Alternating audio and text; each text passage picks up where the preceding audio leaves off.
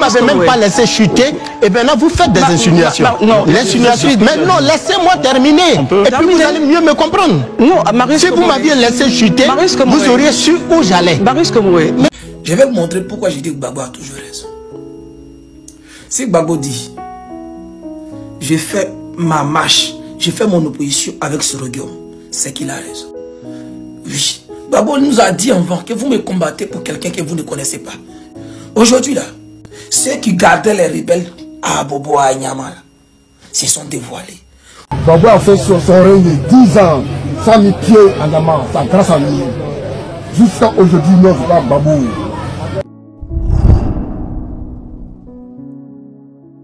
Et je le répète, quand vous avez en charge le destin d'un pays et que vous avez en face de vous une opposition, quand vous prenez le cas du président Laurent Gbagbo, mais vous voulez qu'on se dise la vérité, mais il faut bien qu'on se dise la vérité pour que justement l'opinion publique comprenne parfaitement. Notre rôle est effectivement de distiller l'information crédible au sein de l'opinion publique. Les faits sont là. Un ancien chef d'État, vous avez été à l'école, vous l'avez rappelé, vous êtes journaliste. Un ancien chef d'État est-il jugé dans nos textes en Côte d'Ivoire par une cour ordinaire? Ça, c'est un premier point. Deuxième point, qui l'a envoyé à la CPI?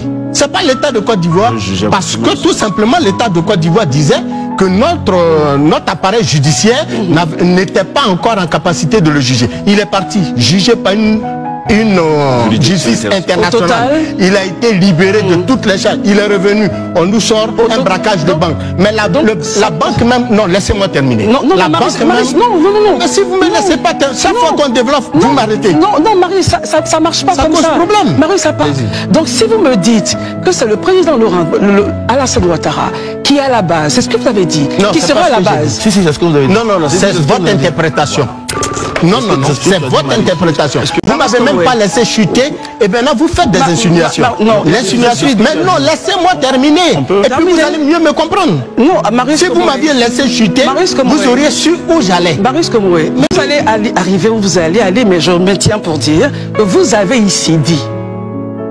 Vous avez ici dit. Je vous ai dit. Je termine. Vous avez ici dit qu'à une époque, il a dit ça. Et j'ai posé la question, voulez-vous insinuer que... Et vous étiez en train de déballer en allant dans différentes directions. Ramenez-moi sur le point, s'il vous plaît. Mais vous terminez et on passe à Élysée. Si vous me permettez de terminer, allez-y, terminez. Si vous me donnez la parole, laissez-moi développer sans m'interrompre. Non, je ne peux pas le faire. Je suis désolé, c'est pas... Non, excusez-moi. Vous terminez et puis on passe à Élysée. Alors, c'est aussi simple, hein, c'est pas compliqué. Nous faisons un travail de pédagogie. Et en la matière, je vous l'ai dit et je vous le répète. Je le répète et j'insiste pour dire qu'en 2019, au cours d'un meeting à Katiola, le président Ouattara a dit qu'il n'est pas de ses chefs d'État, de ses leaders politiques qui empêchent ses adversaires d'être candidats à une élection présidentielle. Que ce n'est pas lui son genre. Il a dit ça, on a retenu. Maintenant, je fais l'amère constat, moi en tant que responsable d'organisation de société civile. Au cours de son mandat, ou de ces différents mandats, il y a eu plusieurs événements d'élimination des candidats, comme on en a connu sous Bédié, comme on en a connu sous Laurent Gbagbo. Et il a fallu les accords de Pretoria pour que finalement M. Ouattara soit candidat. Mais les mêmes accords qui ont permis à M. Ouattara d'être candidat, je demande que cette même table de discussion s'ouvre. Ces accords s'ouvrent de sorte, ces discussions s'ouvrent de sorte qu'on trouve un accord qui arrangerait les uns et les autres et que nous allions à la paix, à cette élection, dans la paix totale et qu'on ne se retrouve pas à la fin de cette élection avec 3 000 morts, 4 000 morts, 5 000 morts. M. Ouattara a fait déjà 2 mandats. Dans une démocratie, c'est 2 mandats. Mais à la suite, on a dû modifier la Constitution en 2016 pour qu'il fasse un 3e mandat et bientôt un 4e mandat. Vous trouvez ça normal? Mais cela dit, mais si je le dis, c'est pour rappeler à l'opinion publique qu'il faut éviter d'entraîner ce pays sur une voie qui n'est pas souhaitable. Monsieur Gbagbo a puisé 10 ans de peine dans une prison extérieure par la volonté de la République de Côte d'Ivoire qu'il a envoyé là-bas. Quand vous faites ce développement, Marc, ça veut dire qu'il n'y a pas d'autre issue que de le réinscrire sur la liste électorale. Mais il a été il a été jugé. Il n'a même pas présenté un seul témoin à décharge. On l'a complètement acquitté, totalement acquitté de toutes les charges qui pesaient contre lui. Il est rentré dans son pays. On l'a reçu tous à l'aéroport. Il a été même, le public qui a été l'accueilli a été même mieux encadré par les forces de l'ordre. Il est rentré ça tranquillement et aisément chez lui à la maison. Il est assis là-bas, on nous sort un autre tic-tac que les politiques connaissent bien pour dire il n'est pas éligible, il n'est pas cela. Il est éligible. Remettez-le sur la liste.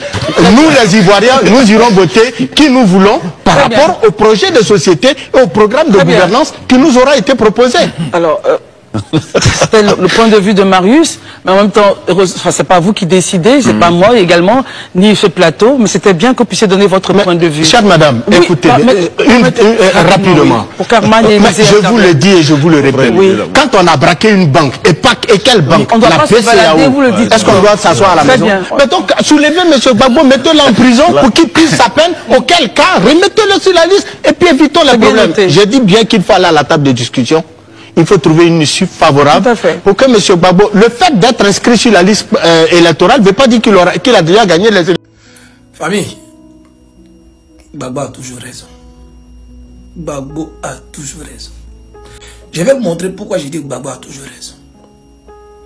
Si Gbagbo dit, j'ai fait ma marche, j'ai fait mon opposition avec Sorogium, c'est qu'il a raison. Si Gbagbo dit, je prends celui-là pour marcher, c'est qu'il a raison. Oui. Gbagbo nous a dit avant que vous me combattez pour quelqu'un que vous ne connaissez pas. Oui. Il avait raison. Aujourd'hui, là, les gardiens du temple ont parlé. Ceux qui gardaient les rebelles à Abobo, à Nyama, se sont dévoilés. En fait, quand on dit le nom, l'autre nom de Dieu, c'est le temps, là. C'est ça qui est en train d'arriver, là. Voilà, c'est le nom de Dieu du temps qui est arrivé, qu'on voit là. On va écouter une vidéo. Lui qui gardait les rebelles à Anyama a parlé. La vidéo là, la voilà. On va écouter, hein. Après lui, le même rebelle qui a semé la terreur à Anyama, à Bobo là, qu'on appelait Fognon Foroko là, commandant Fognon, lui-même a parlé. C'est que ça là, c'est Gbagbo qui avait raison. Aujourd'hui, ceux qui ont endeuillé la Côte d'Ivoire, eux-mêmes viennent se dévoiler à la fois. Et on va écouter la vidéo d'abord. Et là, je suis avec un doyen qui a vraiment, s'est vraiment battu pour le RDR jusqu'à la rébellion, et qui était même, c'est lui-même qui a hébergé le commando invisible à la Nyama. Il était là, il a fait un témoignage rapidement et vous allez comprendre. Allez, c'est parti. Dans notre temps, moi, à vous paraître, je suis l'homme de tout pays dans tout Anyama. Tout Anyama au témoin. Y compris tous les cadres d'Anyama. Il n'y a aucun cadre qui est venu à Anyama sans passer par Abou Barret. Maintenant, dans le temps de Gbagbo, on a trop souffert. Moi aussi, j'ai trop souffert pour RDR. Et là, qui incitait Alassane, il a laissé Anyama. Gbagbo a fait son règne de 10 ans. Sans mis pied en Anyama, c'est grâce à lui. Jusqu'à aujourd'hui, non, c'est pas Gbagbo. Tout ce qui dit, eux veulent Gbagbo, les jeunes disent Gbagbo, les enfants de 2000 ne connaissent pas Gbagbo. C'est pas leur temps. C'était dans le dos. Et quand le commando invisible est venu à Nyama, qui l'a hébergé, comment ça s'est passé? C'est moi, vous parlez qui l'ai hébergé. Après, c'est mon petit frère, Baladji, dit la gâchette. C'est un gars aussi qui a trop souffert dans la rébellion. Mais on ne l'a pas reconnu. Déjà les RP aussi, nous ont oublié tous. C'est eux-mêmes, moi, ils sont entrés sous moi. Les dessins de Gbagbo, les miliciens, ils sont entrés. Ils ont mis ma tête à 200 000. Celui qui peut montrer à Abou Barret, montre-nous à Abou Barret, voilà, on va le tuer. C'est grâce à lui, tous les jeunes d'Anyama, ils prennent le vent, ils sont pour prendre la rue. C'est à cause d'Alassane. Même cette histoire d'Alassane, c'est pas pour Alassane seul. C'était tous les Madins, c'était contre tous les Djoula. C'était un complot contre les nordistes. C'était un complot contre les Djoula, contre les musulmans de Côte d'Ivoire. Gbagbo avait dans son temps, il va disparaître à Djandé, à Bobo, à Niama. Mais c'est à Niama qui en a souffert à la femme. On a attaqué Bédié. Quand Bédié, on a vu que Bédié ne veut pas d'Alassane. On l'a combattu. Bédié est quitté par les groupes de ID.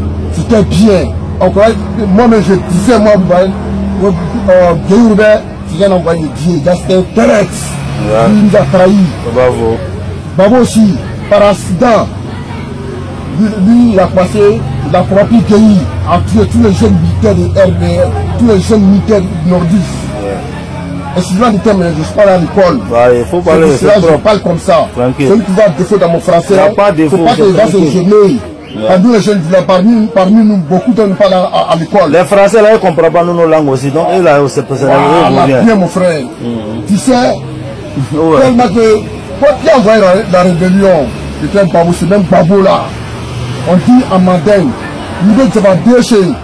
Quand tu veux creuser tout, il faut se détruire. C'est ça, babou est tombé dans son pied. Vous avez vu la vidéo de celui qui suivait, qui gardait les rebelles. Quand les rebelles quittaient dans le nord pour venir là. C'est lui qui les accueillait. C'est lui qui les donnait les positions. Famille. Babo sait pourquoi il marche avec les gens. Si Babo dit je ne marche plus avec toi, c'est qu'il a raison. Babo dit je ne marche plus avec Blé Goudé. On l'a insulté. On l'a traité de tous les noms. Aujourd'hui là, on voit. Famille, mettez-vous ensemble. Mettez-vous ensemble. La lutte de Gbagbo là, c'est vrai. Il est dans la vraie lutte. Gbagbo n'a jamais pris un point d'œil depuis qu'il est dans l'opposition. Ça fait 30 ans. Il a fait la prison à cause des Ivoiriens. Il est rentré dans l'armée par la force à cause des Ivoiriens. Oui. C'est de là qu'il a connu Guéroubé à Séguéla. Aujourd'hui, là, plein de nos cadres qui sont là-bas, plein de nos ministres, là, ils n'ont même pas fait l'armée. Ils ne connaissent rien. Alors qu'à l'époque, il y avait le service militaire en Côte d'Ivoire. Voilà pourquoi ils ne sont pas disciplinés. Babo sait, c'est quoi on appelle arme. On ne l'utilise pas contre les êtres humains. Voilà pourquoi il ne la fait pas depuis qu'il est dans son opposition. Babo a raison. Babo a dit, je ne vais pas voir Simone Elivette. Je ne vais plus être avec elle. Je divorce avec elle. Babo sait pourquoi il a fait ça. Ce n'est pas un enfant. Quelqu'un qui a commencé la lutte avec Simone est arrivé qu'en coup de roue, il dit il ne veut plus. Mais on n'a qu'à se poser des questions. Pourquoi il dit il ne veut plus? Ce n'est pas un enfant. Il n'est pas dans la trentaine qu'on va lui dire, ouais, pourquoi tu fais ça? Mais je vois des juristes sur la toile en train de juger le monsieur. Non, il n'est pas bon. À cause des fesses, à cause de quoi? La fille du là lui a donné quoi? Et je vous fais rappeler toujours quand je fais une vidéo, Nadi Bamba n'est pas Djoula. Nadi Bamba n'est pas Djoula. Répétez après moi. Nadi Bamba n'est pas Djoula. Elle est Maoka. Elle vient de l'ouest. Après moi, c'est Touba. Touba, qu'on appelle la région du Bafing. C'est là-bas elle vient. Elle est Bamba. Et autochtone. Propriétaire terrier. Est-ce que vous avez compris? Bref. Si Gbagbo dit ne marche pas avec quelqu'un là, il sait pourquoi. Le vieux là, hey, le vieux là c'est un visionnaire. Le vieux là, c'est pas un envoyé de Dieu même. On a qu'à prendre soin des vieux là. Hey, tous ceux qui sont... Vous êtes là gâter sa lutte là. Si vous avez fait que la lutte de Gbagbo a échoué, vous allez regretter à vie.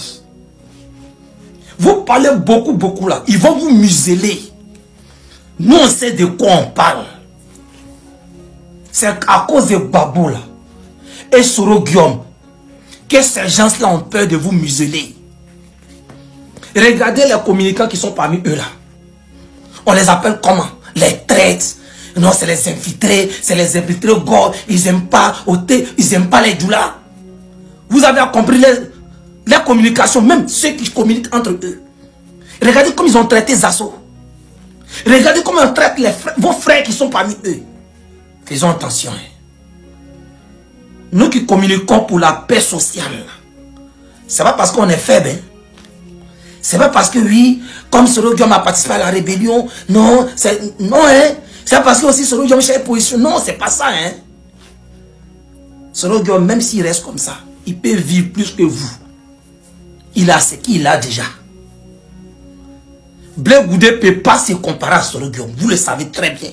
Il n'y a pas quelqu'un de sa promotion que vous connaissez qui peut se comparer à lui. Il a bourré sa mince. C'est vrai qu'ils ont joué sa mince, mais il a bourré aussi sa mince. Il a pris pour lui d'en faire. Voilà pourquoi Gbagbo dit ça avec lui, j'ai marché. Le père du multipartite dit, c'est avec Soro Guillaume que vous traitez des rebelles qui j'ai marché. Toi qui es partisan, tu n'as même pas carte de partisan PPACI, ni FPI. Toi tu dis non. C'est dans ça là vous êtes resté en 2020 là. Afi, Guessan nous a trahis. Mais c'est quelle humiliation n'a pas mis ici Afi Guessan? C'est quelle humiliation n'a pas mis ici Kakabé? Réveillez-vous. Si vous restez dans ça, nous on reste dans nos coins, on vous regarde. Vous pensez que tous ceux qui sont là faire là pour pouvoir atteindre à la vie de Soro Guillaume là, vous pensez qu'ils peuvent? Soro Guillaume est trop intelligent que ceux-là. Soro Guillaume a dit un proverbe, vous n'avez pas compris. Le masque que j'ai habillé en brousse là ne peut pas m'effrayer en ville. Ça a beaucoup de signification. Comme vous ne réfléchissez pas pour aller loin là, ça veut dire j'ai été au cœur de quelque chose que je connais. Voilà pourquoi ils veulent la vie de Soro. Mais Soro dit, mes parents là, je ne les livre pas. C'est pas parce qu'il veut être président pour son ventre. Il veut unir la Côte d'Ivoire. Il veut unir la Côte d'Ivoire. La Côte d'Ivoire qui l'a tant blessé, il veut les unir. Mais vous là, vous ne pensez pas à ça. C'est Gbagbo, Nadi Bamba, Soro, vous êtes là insultés. Mais ceux qui ont trahi la lutte, ils sont là. Quand je dis que Gbagbo a toujours raison là, on va écouter une vidéo de commandant Fognon qui était à Bobo, qui a semé la terreur. Et aujourd'hui, il est venu se dévoiler à la toile. Famille, on va écouter la vidéo et vous allez comprendre beaucoup de choses. Bonjour les Ivoiriens et les Ivoiriens. C'est moi on appelle Général Fognon. Il fait 10 ans de guerre pour Atri, Alassane Ouattara. Il nous a mis en mission. On a fait des charniers, on a fait des coups d'État. On a tué Guy Robert H. Alassane Ouattara a déposé l'argent. En ce moment, il était en France. 2002 jusqu'à 2010. 2010, chacun connaît que ouais, ça parlait de Général Fognon. C'est moi. Mais là, Alassane Ouattara et mon ADDR. Tu parles des chefs de guerre, moi je ne me connais pas. Tous les chefs de guerre de l'armée là, ils me connaissent, ils m'appellent le militaire sorti. Les Bakaramoro, c'est moi. Il me paye. Il est Tibila. Il a Tibila, on peut l'enquête. En amoureux frère comme en serait comme puis Béréa fait Jamanaka qui imagine que l'eau fla l'eau puis à quel âge quel temps quel l'eau n'a son que ma woro a été volé allez la accouchement gratuit il quand on se na d'un soutien au pétionnel comme en ton nous frère pour péter un micro puis au besoin qu'elle a elle le coso.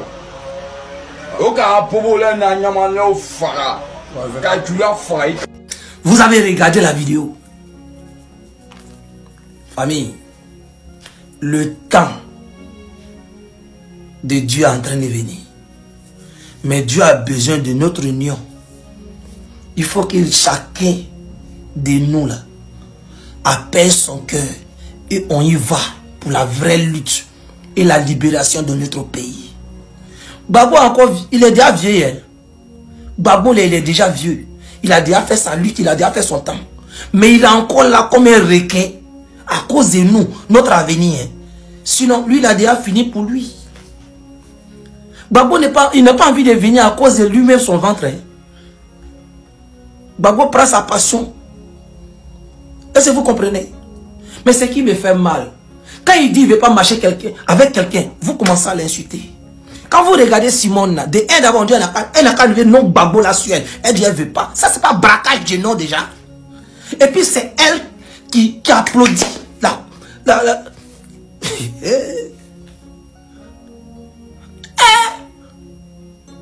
Putain. Mais vous êtes comment même? Vous êtes dans quoi? Vous êtes dans quoi? Gbagbo a raison. Gbagbo a toujours raison. Il faut qu'on gagne cette lutte avec Gbagbo. Il faut que le monsieur là, les deux messieurs se mettent ensemble pour libérer cette Côte d'Ivoire. Gbagbo et Soro là, c'est une vraie lutte. On n'a jamais voulu laisser M. Gbagbo gouverner correctement et conformément à la Constitution notre pays.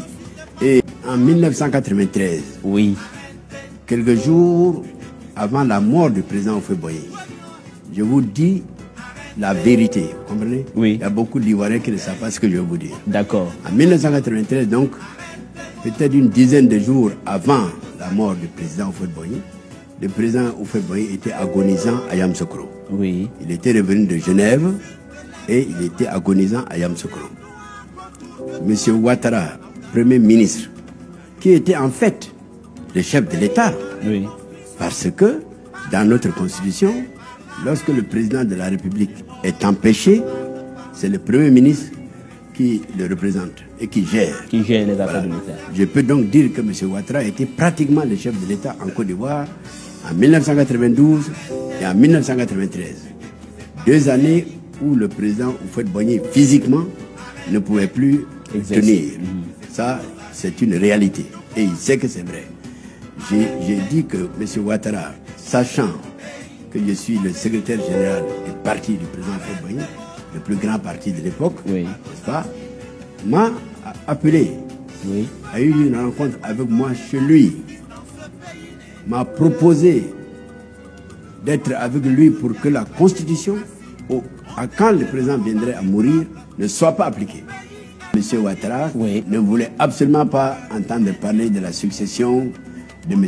Bédié, la succession constitutionnelle, ouais, c'est-à-dire une succession sans élection. Exactement. La Constitution disait qu'en cas de décès du président de la République, c'est le président de l'Assemblée nationale qui devient président de la République. Clair. C'était clair, c'était voté à l'unanimité, c'était adopté, c'était constitutionnel.